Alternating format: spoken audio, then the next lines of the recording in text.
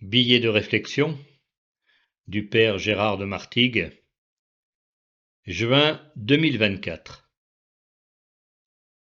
L'homme naît, vit et meurt. Il ne choisit pas sa naissance, ni complètement sa mort. La seule chose sur laquelle il peut avoir une action objective, c'est sa vie. Je veux dire la vie qu'il va mener, la vie qui sera la sienne. Que sommes-nous venus faire sur la terre au juste? Voilà une question qui ne nous empêche pas de dormir, encore que nous aimerions quand même savoir comment tout cela a commencé. Est-ce que les premiers humains qui se sont retrouvés dans notre monde ont reçu des directives sur un modus operandi pour vivre, manger, se conduire et se reproduire? Pourquoi l'auraient-ils reçu au juste? À défaut de pouvoir répondre, et plus près de nous en fait, on parle d'un personnage miraculeux qui serait venu sur terre pour nous dire qu'il fallait aimer en général et surtout s'aimer les uns les autres. Mais vous le savez, on l'a crucifié. Alors, a-t-on raté le message du Christ? Est-on désormais condamné à utiliser un Google plus ou moins certain pour fonctionner? Doit-on s'inspirer des sondages pour comprendre et suivre les lignes directrices de notre vie?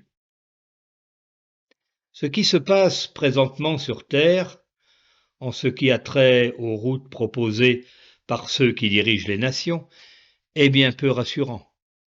Même si une majorité se gargarise du fait de supposément nous entraîner vers l'évolution et le progrès. Mais de quelle évolution parle-t-on? Une évolution que chacun se contente d'essayer d'atteindre à tâtons, faute de posséder un mode d'emploi efficace. Il n'est pas toujours facile de vivre, et nous ne sommes pas tous égaux pour affronter les épreuves de la vie.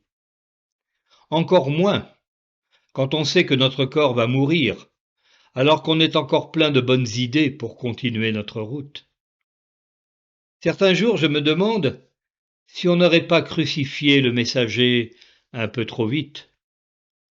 Peut-être avait-il d'autres informations à nous transmettre, des informations qui auraient changé encore plus le cours de l'histoire, celle d'ici-bas comme celle d'après. On peut pourtant considérer que la première clé de vie et la plus importante nous a été transmise. Il y a nécessité d'aimer. C'est tellement vivifiant de savoir cela. C'est probablement la seule raison de vivre sur laquelle on devrait concentrer toute notre attention. C'est pourquoi les chrétiens devraient prendre plus souvent conscience du fait qu'ils héritent du message spirituel le plus puissant que l'humanité ait connu. Ils devraient en prendre conscience pleinement, car il n'y en aura pas d'autre.